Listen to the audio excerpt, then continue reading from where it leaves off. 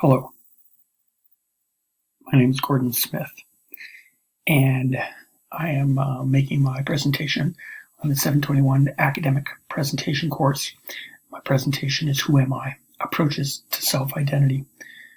Perhaps it's helpful for me to lend a little bit of introduction to who I am, may or may not provide some context for how we move forward and some of the thoughts that I have. Presently, I'm employed and have been employed for the last 25 years as a clinical social worker in Edmonton, Alberta. Prior to that, I've worked in pastoral ministries 5 years, all told, including a year as a consulting pastor to a local church. Some youth work, mostly working with seniors, both as a social worker and in pastoral ministries. I've come to this program, and the program I'm in is the doctoral program, Religious Studies, Apologetics, and Culture. So it seemed natural with a social work background of being interested in that, the crossroads, the shoreline between Christian theology, humanism, and how people negotiate that shoreline and seek meaning in their lives from that. So this seemed like a natural type of query for me to present.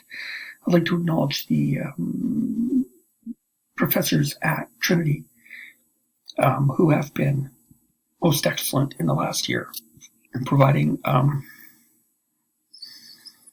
guidance and education, responding to questions and queries, and inspiring me through the different course material and readings to consider this topic.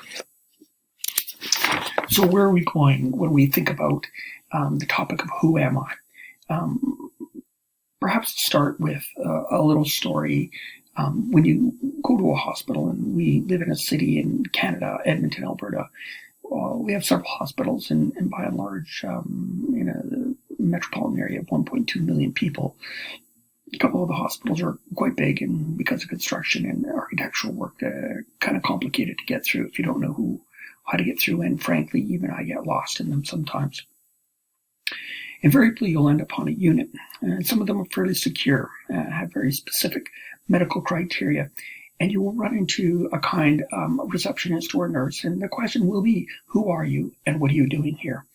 While they are very utilitarian questions, and often will get someone going in the right direction, or prevent something bad from happening on a particular unit, it is, of course, an existential kind of question. And of course, being doubly inspired by that end, Mr. Ravi Zacharias' work, The Four Critical Questions in Life, that I was gave some consideration about in the Worldview course, 853, I believe. And one of the things in the Four Critical Questions that seems to be missed, if you're familiar with them, is the whole who am I portion, and it wasn't for me to challenge Mr. Ravi Zacharias. The question was for me to explore what that meant for myself. So going down that rabbit hole got me to here. So for purpose of this presentation, what are we going to examine? What we're going to examine is really three parts. I'd like to take a bit of an examination about what defines self and what informs my identity. That'll be the whole theme. We'll get there through looking at what is knowable, epistemological study, and examining the tension between a clearly Christian worldview and those that might not be so Christian worldviews. We'll look at psychology or natural sciences. We'll look at philosophy, and I'll be clear, some philosophers will mention do have a Christian bent to them and have been recognized for their work in Christianity and apologetics. Some definitively aren't, but still offer some meaningful thoughts for us. The other will be meaning making, which is a topic used to describe the business or the study of how identity is formed, both in, again, we will look at the psychological, the philosophical, and the Christian angles and perspectives on that. What it means to be known will be flowing out of that, especially as we spend a little bit more time on the Christian aspect, which I think unfolds quite naturally because of the extra-dynamic of how we identify ourselves, specifically in terms of being known by God and knowing a God. The implications of that self-identity study will look at what flows out of perhaps secular and philosophical thought around individuality, rights, freedoms, objectification, and I'll define that as we get going, and separation, and having some profound theological, spiritual, and self-identity kinds of implications. So let's begin. So what defines self? And I illustrate the point with spider's web, and clearly we are familiar with that ourselves in nature, that a spider will spin a web, and it helps connect it to the environment around it. And that spider web, because of its sensitivities, will send messages to the spider as to what is occurring in his environment, whether it be a wind or rain, or there's some sort of other creaturely invasion, whether it be a friend, a foe, or a food. And so I illustrate that to point out that, like that spider's web, we connect to the world around us. And in connecting to the world around us, we will receive messages back that will help us develop a perception of what's the world around us, are where we fit in that world, and who we might be. Snodgrass suggests that we receive messages from the physical, psychological, and social sources that in turn are influenced by how we remember our personal histories and narratives. So what's important here is it's not just a simple mechanical kind of recepting of messages, but there's this internal thought process where our philosophical people will come in and the philosophers will talk about, will come in and say that there's what we receive from the world around us is also interpreted, and there's some psychological processes going on based on what's happened before. So there's this ongoing narrative we'll touch on in a little bit. There's a process going on internally that receives our messages, interprets it, adds to what we already believe ourselves, and then we may or may not have additions to how we see ourselves and how we might re-engage back into nature. So what informs my identity? As I mentioned, Snodgrass suggested this identity is a complex internal and external process where we gather social narratives, explicit messages we receive from others, and what's going on inside of us. So, consequently, we define ourselves in context of others, and that's an important concept I want to get forward even now. That other and how we define ourselves can always be in form of other, not just hard, natural, environmental things, but people when we talk about others. And of course, we include as Christians God as other, and that has profound implications for us as Christians, both in self-identity and for those who are skeptic, and how they relate to God. And it's had impact on philosophy, on how they relate to that other concept. So Christianity, how we understand God, will influence our identity. Pascal captured this idea well, noting that not only do we know God by Jesus Christ alone, so we know God through Jesus, but we know ourselves by Jesus. It's a reflection. There's by understanding Jesus, relating to Jesus and the persons of Jesus and some of the narratives that he taught, we get insight to ourselves, and that adds to our self-perception and our self-identity, and has a profound impact in our reality and perhaps how we relate to others. So what are some forms of my identity?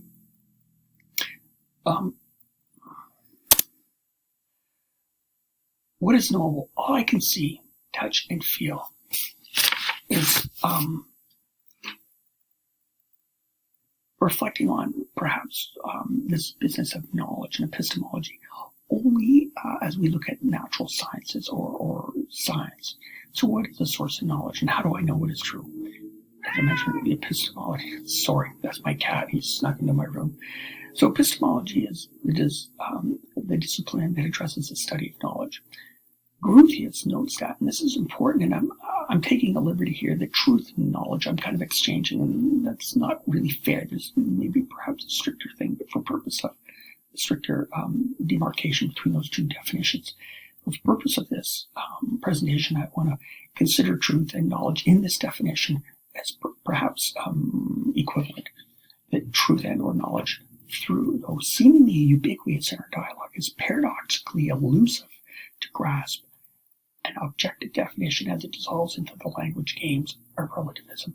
So for me, I understand that, and I would project and present that while we talk about it as a thing, as an objective thing in our language, it really is a little bit more elusive, and that's highlighted more by the philosophers we'll talk about in a moment, that we can't nail it down. It's a little bit hard, and I think right away we're reminded of the conversation Jesus had with Pontius Pilate, recorded in the Gospels, of Pontius asking that very critical question, what is truth?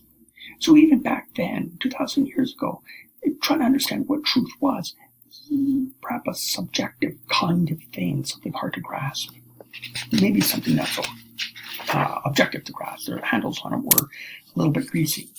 So what is knowable? All that I can see, touch, and feel. So as we approach knowledge, we think of it historically in pre-medieval times, and that's a fairly generic demarcation, and I'll give that for you. But for purpose of this presentation, I'm thinking of those times perhaps up to and about Aquinas. Now, it's not exact, and there were always has been some atheist types of, or atheologies, but by and large, in medieval times, the idea of deity was always connected to how we understood the world and how we formed the knowledge of things. In post-medieval times, there was a growing, for lack of a better word, blossom, weeds in the garden that seemed to grow up everywhere of people and a condensation of atheists who were viewing the world in more mechanical terms. They were, and knowledge was something a little bit more empirical, and it wasn't always connected to God. It was more connected to what humanity could see, touch, and feel. So what does that mean for us? Well, I'll give an example. David Hume said, and proposed for us, the relativity of knowledge leads to the impossibility of knowledge. I kind of like that because it's a little bit of a play on words, and I think the Apostle Paul would have appreciated that kind of wordplay. However, in Hume's case, being an atheist, Paul might have enjoyed an apologetic conversation with him per se. But for purpose, again, here, what I think Hume was saying is there's a subjectivity to knowledge, and we need to be careful with what we try to nail down as objective and who gets to make the rule of what's objective. And that's sort of the front step of where a lot of modern, in the classical sense, modern philosophy was driven, and in our postmodern society, some of the moods and attitudes we have around knowledge is. But the point I want to make, coming to our illustration here, is that there was a growing mechanistic view of society, that there was, as Darwin came on the scene, we started to think of evolution, man and nature not being created but evolutionary. There was a mechanistic view in the Industrial Revolution that kind of was tasty and made sense for folk, that their lives were sort of in their hands as something of their own creation as opposed to waiting for or being subject to the creativity of God. So man took liberty with that academically and intellectually, philosophically. But what it does is by making man and rendering man part of evolution, it changes us to this mechanism, closed view of the world, and more dangerously perhaps reduces us to a thing that relationships are less integrated and they're more means to an end kind of approach. Now I want to be careful and set that out right now. We're going to get back to that, but I leave that for you, that by taking God out of the equation and making things mechanism in a closed system, we change the nature of who humanity can be. And I leave that illustration of a castle with a moat, and we'll press towards this in a second, that there was this attitude that somehow, paradoxically, or maybe even ironically, natural science saw themselves as this expansive world, looking at this big thing and discovering things, and and elucidating things of knowledge and getting beyond what the church was. If there was any flaw and cause against the church and their commentary against the church and apologetic against the church, it was likely the church's falling out of favor of academia of their own pursuing. There was limited ability to do apologetics, at least in my view, and it allowed for the runaway of atheistic kinds of philosophies and approaches to science. So while they accused us of being closed-minded, and perhaps we were at the time, ironically, that sentiment still carries on, and I find that natural scientists, by not giving credence to the subjectivity of the mind and the grandeur of God, and giving room for that even in a discussion, leaves them closed-minded. So what is notable? Moving over to the philosophers. And again, I want to be careful, even though we'll talk about philosophers, I don't want to necessarily categorize them as atheists, necessarily, or even the natural scientists, because even when we talk about Darwin, there seems to be some parts of literature, even in his book and writings, he wasn't completely convinced of being an atheist. I wouldn't say he would call himself an atheist. He was a deist and maybe had a different view of God, but still saw that there was some sort of important connectivity of God. So at any rate, moving ahead, we saw, and philosophy allowed for us to start examining what we thought about knowledge. And so Kant proposed, knowing it is in context of one's subjective interactions, that it wasn't defined for us, we accepted it, but we could understand things ourselves, and that could be knowledge. Nietzsche took the next step and identifying truth, or what we could know as truth, is contextual, and it's a moving target in that because of what Kant would say, that we can each individually understand stuff, and that could be knowledge. Because it was different for everybody, and it was different over eras and time, that what we would define as knowledge again becomes elusive. He also pressed that towards freedom, where, I don't want it to seem like we're out of step here, but when we talk about freedom, he understood freedom in context of how one related to institutions, where before institutions would define knowledge for us and define who we were. Nietzsche would take that and define freedom as an exercise away from that objectivizing type of knowledge. So knowledge was subjective, and I had a right to make my own decisions. So it was a pushback against that objectivity of institutions, and that plays out later. Foucault, likewise, that more in our century, the 20th century, looked at individuality and personal experience as the high point of knowing what is knowledge. And he too challenged the idea of the politics of language and a priori ideas of how knowledge was formed. So more than meets the eye, I think, will capture what we would see as in the Christian worldview, that there was more to knowledge than what our natural scientists would say and our existential or philosophers would say. So in our courses somewhere along the way, I'm sure some of you, and I'm sure some of the professors that might be watching, might be watching this presentation, had said or mentioned that there is this sentiment that Christians are anti-science and anti-intellectual or irrational. And I think that comes out of some of the popular atheist writers who have littered bookstores with their various writings and musings about their thoughts on Christianity and their thoughts about the existence and potential existence of God. I think it's clear that people like Moreland and Craig and Wright and Lewis and Zacharias, as contemporaries, certainly there's a vast array of apologists and theologians that they've built on and taken their ideas and honed them into something a little bit more palatable for the modern mind, postmodern mind.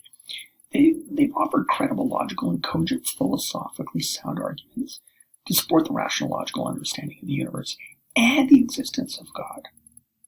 Again, they haven't proven God. A good apology would say they haven't proved it, but they've demonstrated the strong potential and the rational, logical validity to believe in God. That it wasn't irrational, it's not anti-intellectual. That in many cases, when we think of the cosmological constants and the use of that, Alvin Plantinga demonstrating philosophical logic in an ontological argument that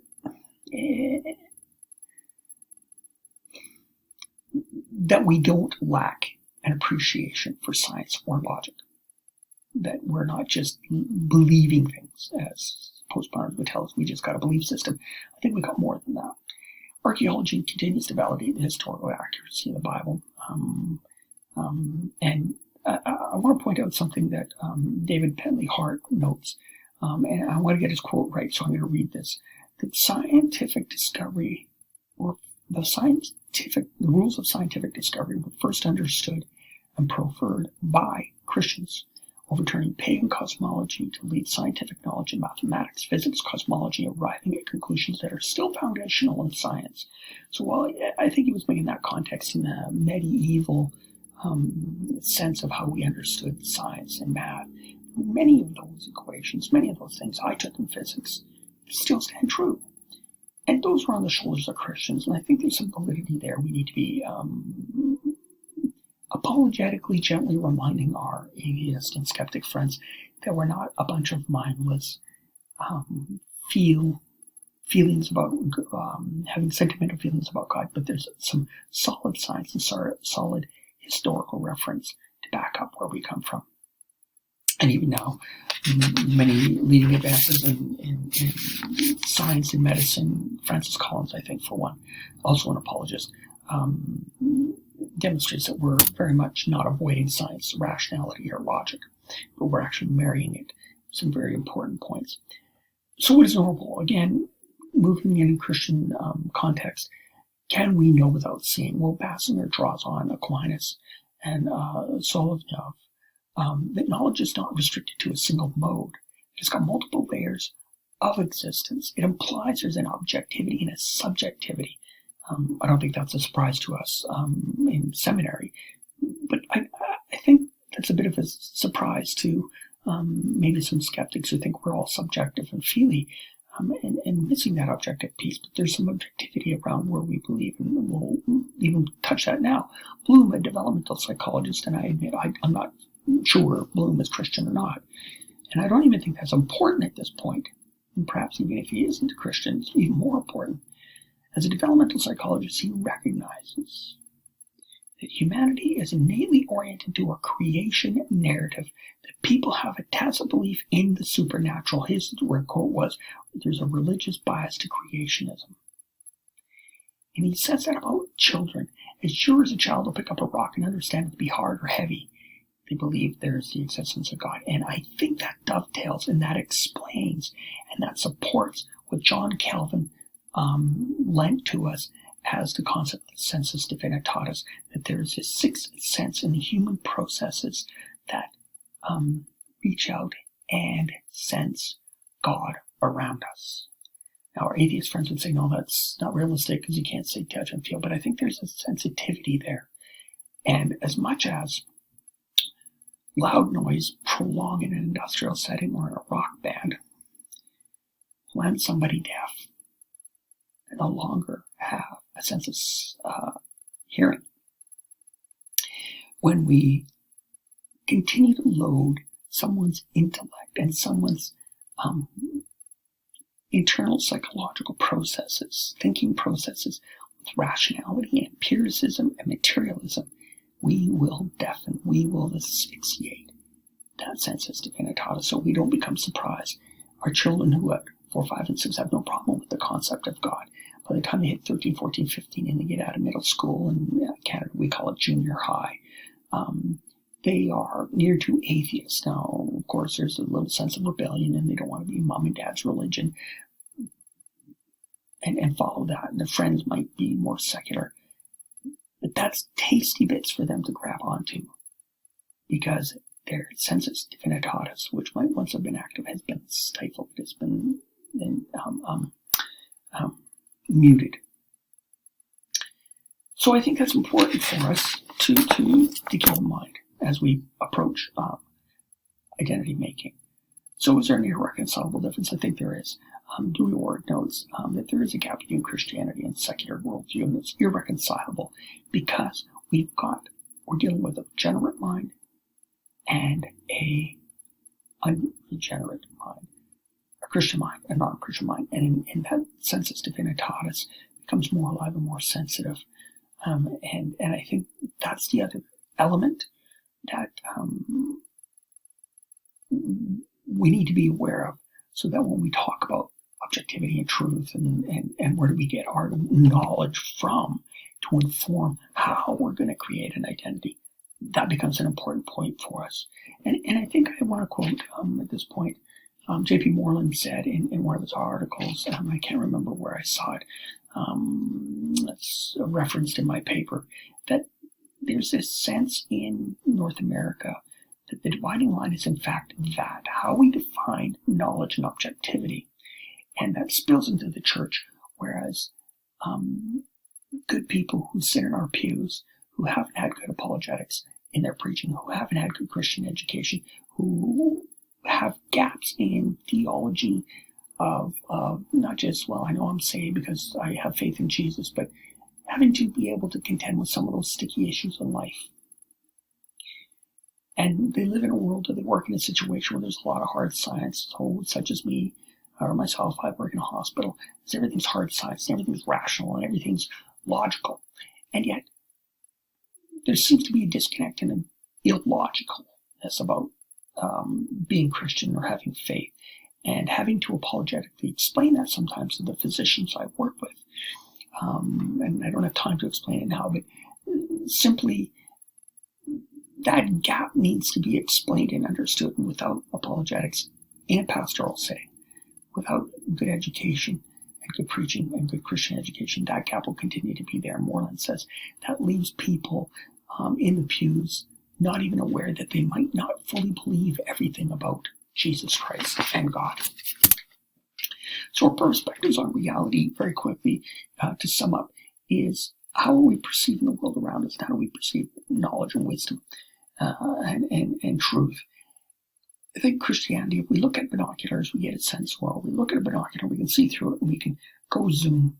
And when we zoom something, it becomes, we can see further away, but we lose everything else around us. And when we get a wide-angle view, while we can capture everything around us, we kind of miss a little bit of the distance. So Christianity, I think, has a balance, and this is my perspective, has a little bit more balance. We got wide angle in almost infinity, like you can't have in a camera, and they get a little bit of everything. They might not be so detailed on everything, but we get a bit of enough of everything that we can gain perspective and understand knowledge, where it comes from, what is objective, what is subjective. Natural scientism, I think, limits their field of view to just what they can see, touch, and feel, and because they're disregarding sensus divinitatis and perhaps even metaphysics as a whole, they're missing something, they lose something. And I know people who live in a very rational world as medical doctors, and part of their problem is a sense of hopelessness when it comes to some of the questions that Ravi Zacharias talked about. Those critical questions, there's a sense of hopelessness because science can't answer those. Neither can the existentialists necessarily, or the rationalists. They fall a little bit short on purpose of life as we start getting into nihilism and things like that. Postmoderns has been described to me, and I would agree that they kind of smorgasbord their way through, picking and choosing bits of science, bits of rationalism, bits of existentialism, bits of subjectivity and relativism to suit their own needs, which might work for them now, but it still leaves them a little bit vacant because it's not holistic, it's not integrated. And that gets back to my first point, that Christianity, I think, has a better, more integrated view of things. A point on hermeneutics, I hope I'm using the term right. So, from a hermeneutical point of view, we learned in our course at Christmas time, 825, the social science of the New Testament, I think, was the new title. I think I entered it. Was the social rhetorical part of the New Testament. At any rate, Dr. Pritchard introduced us to something that I was somewhat aware of in part of my social work training. We call it person in environment. To be cognizant, to be mindful of where people live, how they live, and their values are going to be constructed, and their identity will be constructed, and how they view the world will be constructed based on socially and culturally where they're at. So whether you're a fisherman in Japan and you're brought up that way and you end up moving to the big city, or you immigrate to Canada, or in Canada, many of our new Canadians grew up as farmers in India, or urban. Let's do it. So the farmers from India. So when they come to Canada, some of them engage in farming, some of them try to engage in business, and their views on life, religiously, of course, but their views and how they approach life, and their family values and social values. There's a disconnect with, good old Canadian values, and I would suggest, to give context for my American friends, where I live in Edmonton and Alberta, if you were to look at a geographical map, you would see that we're sort of parkland prairie, and it would be equivalent to the Midwest. So where we're backed up against the mountains, and our colleagues, friends, about 1,000 miles away, living in Winnipeg, more or less north of the Minnesota area. If you take that band and drive it down the Rockies and across through south, some of the philosophical, some of the political, and some of the social and religious values we have of any given person in the city streets, whether it be skeptical or Christian, is not going to be different than, say, somebody in Denver or Milwaukee or Evansville or Kansas City, St. Louis, those kinds. There's big metropolis cities, but generally we carry those similar kinds of views. So we understand the world that way. So I applied those rules, what we were taught about the New Testament time, that how Paul lived and how he was educated and how everyone was educated, and being aware of that informs us on how we want to look at the epistles, for instance. The epistles weren't written for them to be read, and passed around the church and read individually, and people, but they were written as a transmission so they could be oratorily read, and given oratorily, and that's how people learn, and people could absorb and capture that. So it's slightly different perspective. So I use those rules to understand where perhaps our philosophers and our science people and people I deal with now, the atheists I deal with and the skeptics I deal with, it helps inform me how to understand them a little bit better. I spend a little bit too much time on that topic, I'm sorry. So how do we make messages? How do we make meaning? So again, in general terms, J.S. Mill observed that humanity defines themselves in an inner and private life. So not a surprise, we've said that before and we're kind of there. The concept of God isn't really a construct of the mind, but a verification of an innate capacity, we've heard that before, and choice to understand the reality of God.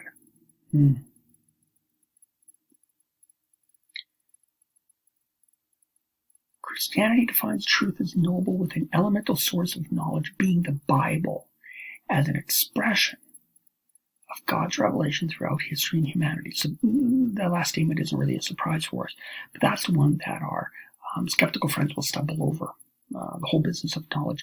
But the gap between that, what I want to bridge between the second and third statements, as I move my mouse to show, is that as much as it's part of human psychological development that there's an innate tendency to think about God, that there's no reason to assume that our concept of God is any more valid or invalid than someone's belief to not believe in God. Both are valid because it's about our thoughts and minds, because our philosopher friends would tell us that what we think becomes our knowledge and becomes real. Presuming one is rational or irrational becomes a matter of philosophical debate and apologetic debate. And I think it lands in favor of Christians because we've demonstrated historically and apologetically from arguments of ontology, from arguments of cosmology, from arguments of teleology, that we are rational and that we do have a rational faith. In fact, one could argue that an atheist is perhaps irrational because their faith, what they're putting their trust and faith in how to define the world around them, lacks logic and maybe lacks faith. And so, as I think Hegel or Nagel said, maybe it's not a matter of logic or illogic. It's a cosmic authority problem. So messages from psychology, and again, we're not necessarily saying psychology is Christian or non-Christian, but as a science, they try to relate themselves as just looking at behaviors and interactions in the environment. So some psychological schools of thought, and if you look up on Wikipedia, and we're not supposed to use Wikipedia in our academic pursuits, but just as a simple pop-in, so you don't have to go find a textbook, it'll give you, I think, a dozen to 20 separate theories or major theories about what psychology measures or looks at or defines human thinking and humans' interaction with themselves and the world around them. But that's just a sliver of what's available, and there's subgroups related to that. But what I want to point out is psychology will look at the inner nature, the tendency, nurture nature. Others will attend to how they respond to environment. Others are psychological theories look at social values. Others will look at biological determinants to drive one's need to define self. And so you can see that each school kind of has a narrow slice, and there's no integration of what's defining self. Developmental psychology is important for us because it's informing us. And again, Bloom becomes important for us in this discussion. But as an example, there's been twin studies that look at twins that live in the same house, in the same social context, in schools and friends. And there's this innate need for them to be slightly different, to define themselves in different terms. Social groups also, psychology and sociology would tell us that people's association with groups helps inform who they are and how to define themselves. And we find now more recently that social media as a phenomenon in the last 20 years is helping to define people, and there's a parent around. There's a kid plugged into Face Snap and chat text that will they become obsessed about getting friends and getting likes and thumbs up and hearts, and that they're defining themselves in terms of others, what others think and say about them, which might not be a bad thing because that's how we define ourselves. But it comes down to where we get those, how reliable those messages are. So from philosophy, again, caveat, we're not necessarily defining it as atheist or not atheist. Our friend Descartes, probably famous in modern culture, is saying, "I think, therefore I am," a great existential statement. But it's important for us to remember, and those of us who pawed over, at least made a blind glance over Descartes, will understand that he understood that knowledge of oneself was dependent upon God. He didn't see it as an independent thing. It was connected. And it didn't even make sense for him to consider oneself apart from God. Hegel and Nietzsche also advanced the idea that one's mind conceived was greater substance of self-identity. So Hegel, though he had some good theological discussions, leaned more to the subjective side of the equation.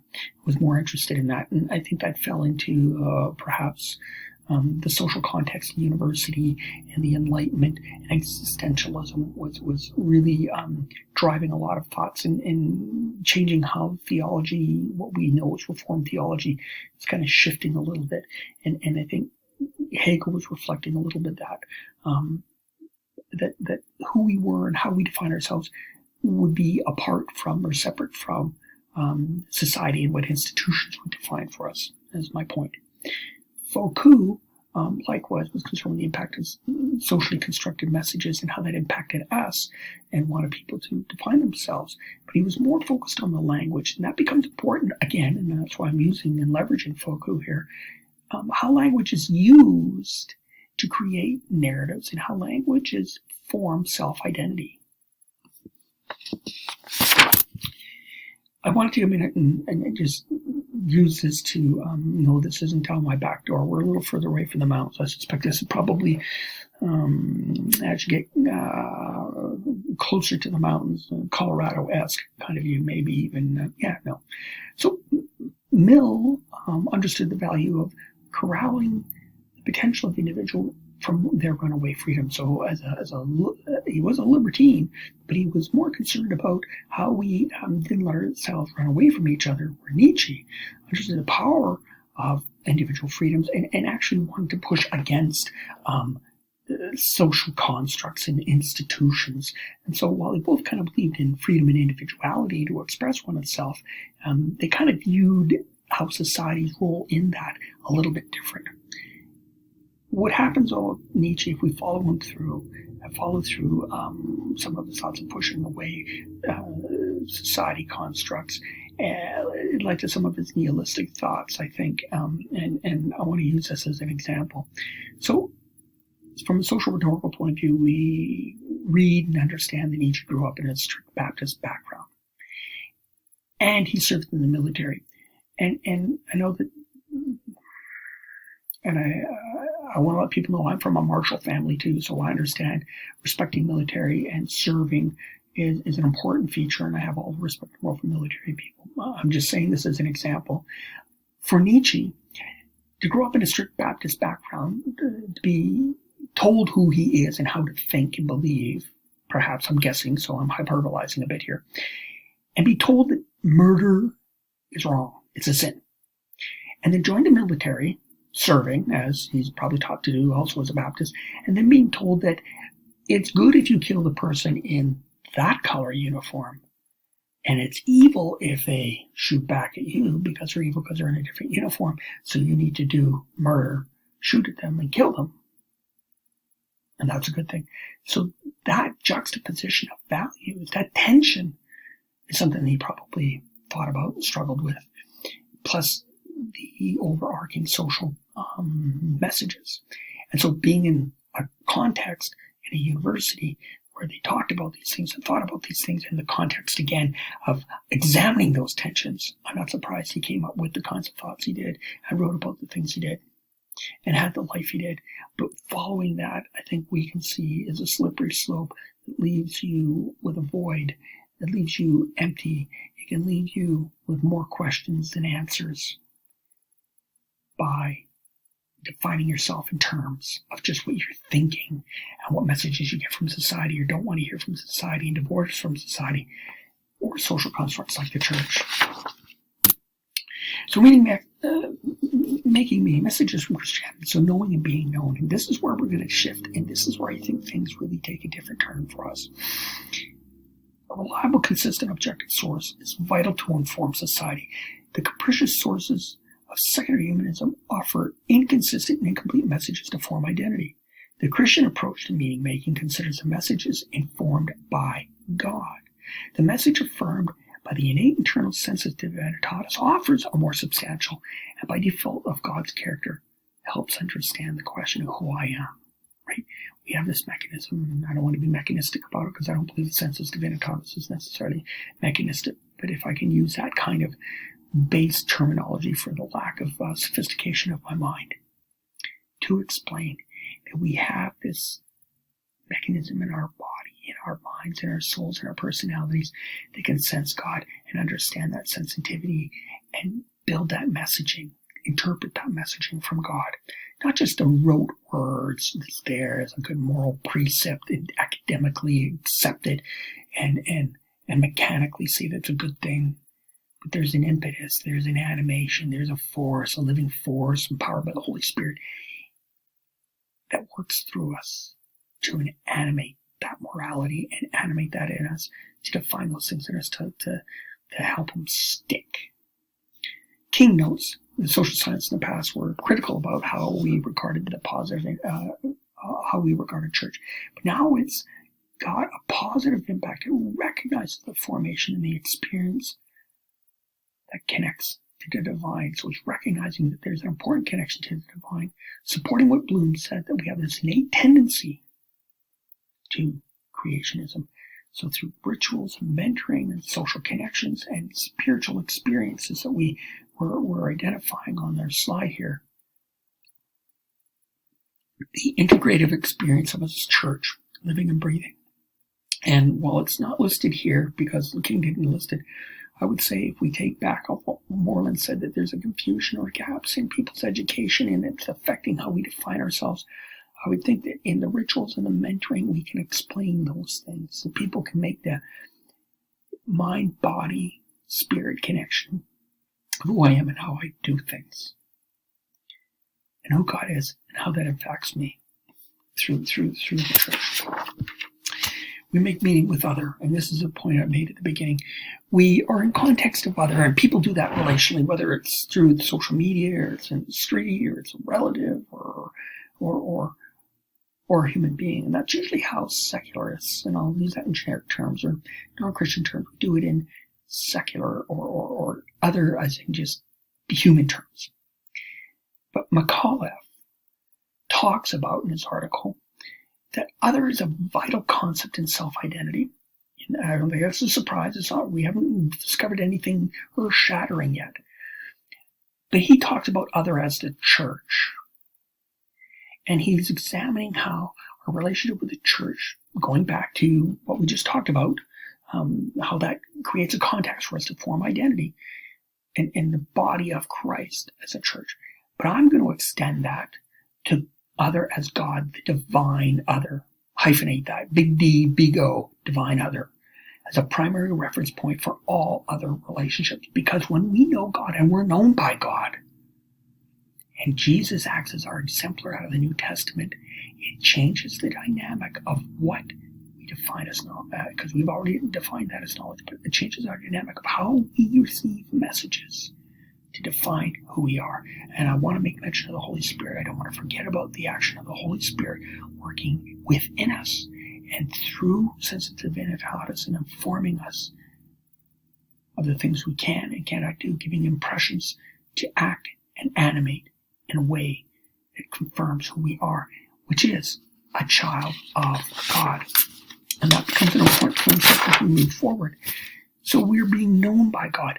Augustine and Descartes understood this, that being known by God was elemental to knowing themselves. Psalm 139, we often talk about that, illustrates David having that amazing insight of the intimacy of being known by God. It wasn't just mental assent. We're not just saying, oh, I know that. I know of God, and do that as a cognitive exercise, philosophically or psychologically or mechanistically, but I'm known by God. He knows my thoughts. I can't escape where he is, and I don't want to escape in the wrong sense, but I can't leave his presence. No matter where I go, I'm in presence of God. That God is in me, and by virtue of being omnipresent, he can enter in me, sensus divinitatis, Holy Spirit, so I'm known by God. He knows my experience. He knows my pain. He knows how I feel. He knows what I think before I even think. That is unique in the big departure for Christianity from the rest of the world and how we define self. Human experience, no matter what I do, no matter how much I share with my friends at work, or my professors at university, my friends in the forum, or my wife, it's limited. I'm always editing what I might say or do because of my insecurities or who I am or the social context.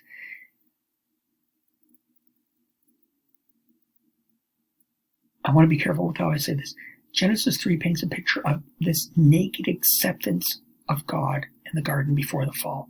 There was a naked acceptance. Everything was laid bare. I'm not playing on words here. There was nothing left. I think there was an intimacy, a holy, sanctified intimacy of mind, body, and spirit between Adam and Eve and God. And we lost that.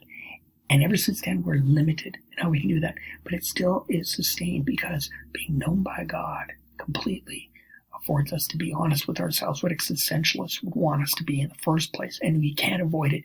You cannot, I believe, or it's going to be very difficult to be a praying, sensitive, seeking God believer, reading, studying, praying. And we can play the mind games and we can justify ourselves.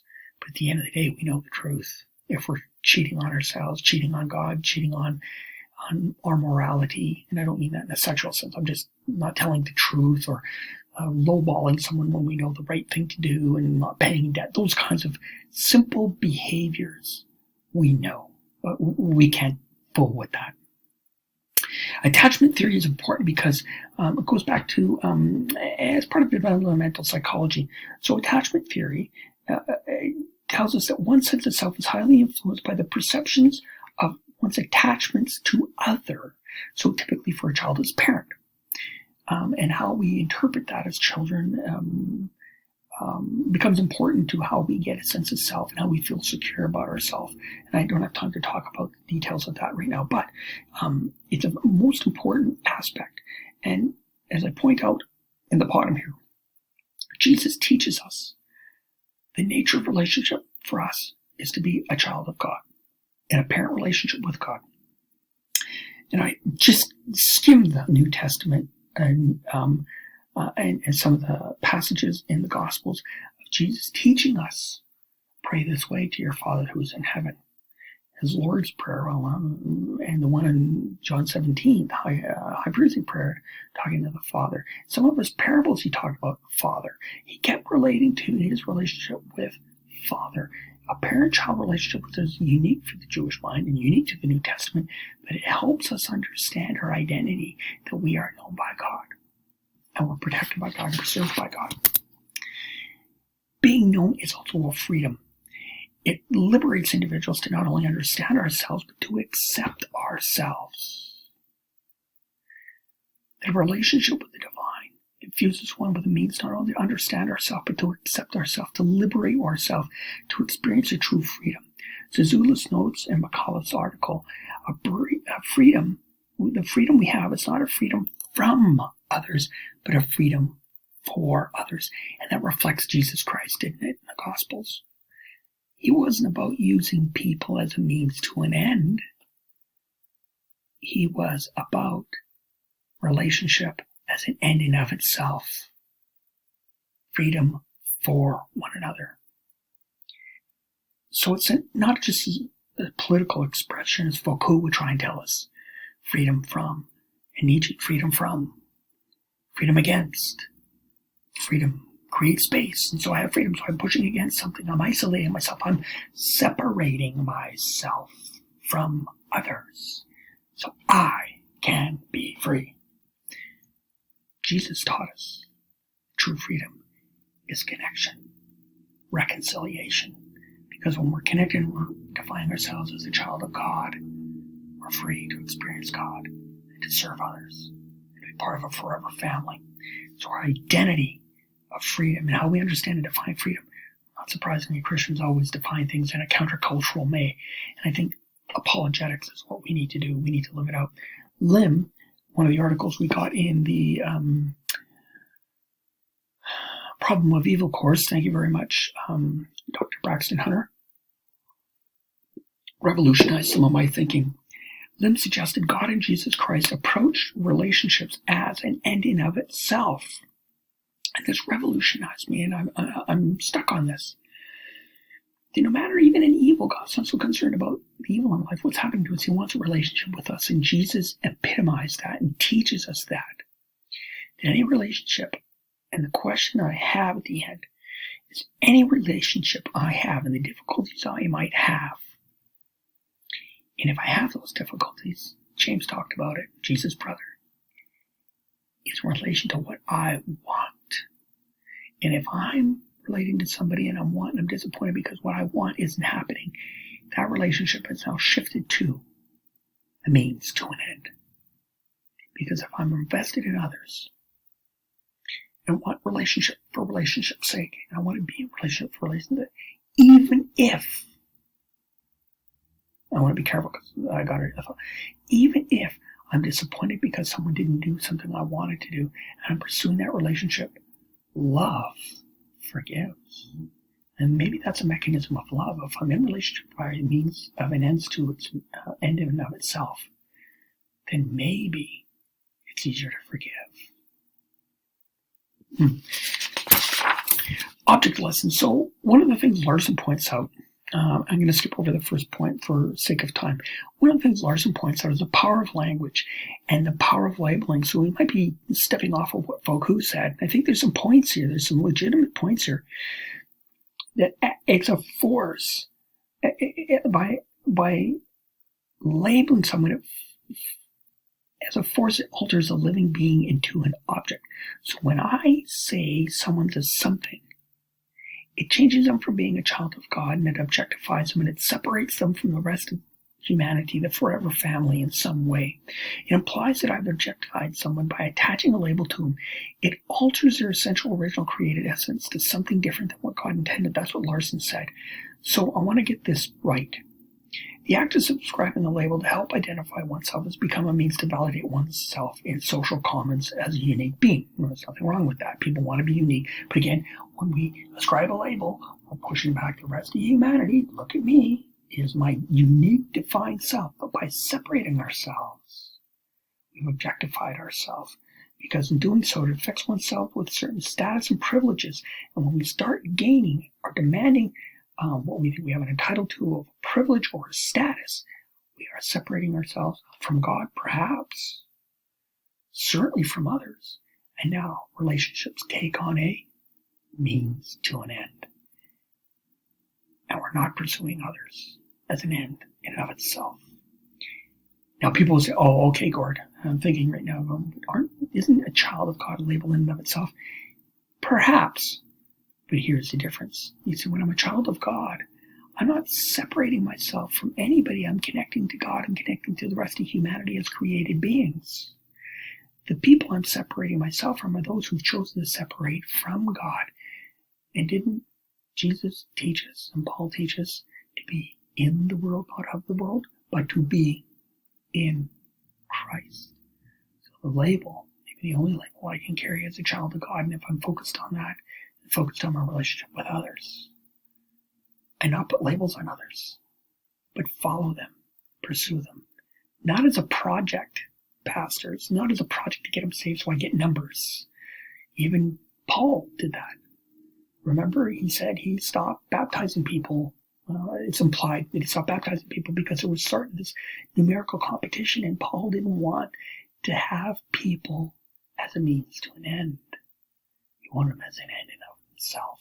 And by baptizing and keeping score and track evangelistically, changes how people are perceived and who they are. They're not a child of God. They're someone, one for the church. And that's another label we need to be careful of as we apologetically approach the 21st century. Paul got it right in Philippians 3, 4, and 9. He counted all things as loss, and loss is a kind word. I was taught in my Bible college days. The word is quite gross, and I won't even use it here, but it's the stuff that ends up at the bottom of a barn. And Paul counted all his education, his social status, his birthright, his citizenship, all of it as loss to be in Christ.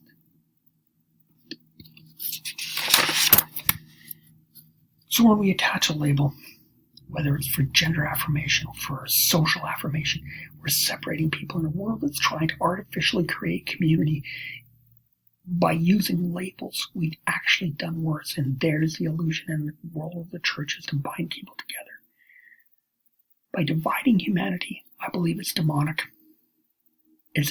Larson would say that it's evil. And if it's evil, it's demonic, and I think this is the thing that the devil's been trying to do since the garden, since Genesis 3, separating people from God and doing it in a way. And what's interesting, if we think it's Genesis 3, we think of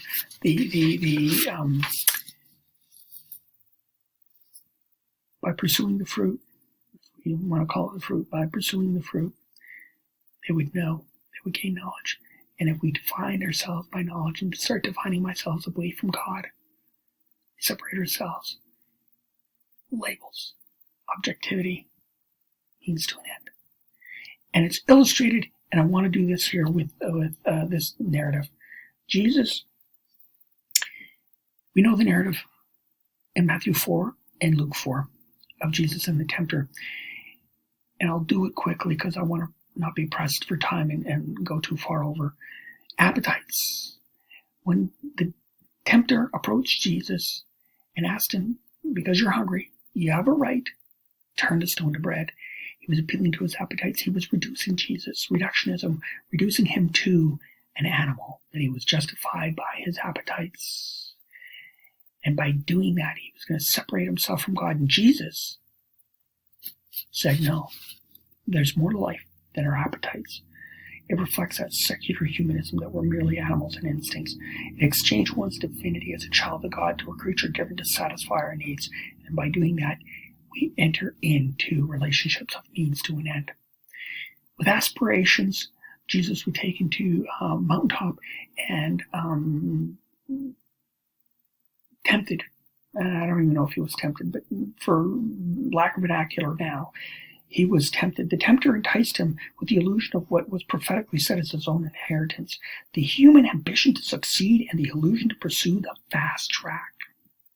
The temptation aims to subvert one's status as a child of God for one's own sense of entitlement. So when we start thinking, I have a right, or I deserve this, or I deserve that, then we reduce relationships. Certainly we step away from being a child of God and accepting what God gives us in grace. But we now start using people, leverage my ambition, to leverage my entitlements. Again, we enter in means to an end, these types of relationships, whether it be our families because I'm working overtime to make money for them, or really for them. If I'm using my employees or other people I work with to leverage my time, my space, my work, my non-willingness to work, those are relationships. Means to an end relationship. And those are my aspirations. My aspirations lead me to use people. I've been tempted. I'm moving away from being a child of God. And my anxieties to the temple, asked to jump off, tempted to jump off to test God. It gets back to our attachment theory piece.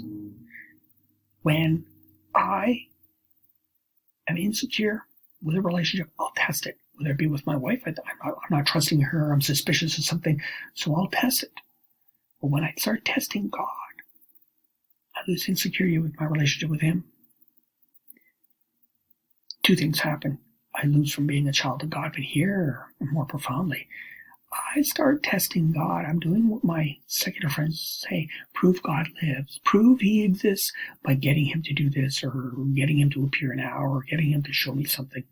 When I start testing God and challenging Him to do things or manipulate the world for me, and I've got to be careful in my prayers, as James would say, then I reduce God to an idol, to a pet, to something less than who He is, and my relationships change. And I now turn that relationship into a means to an end.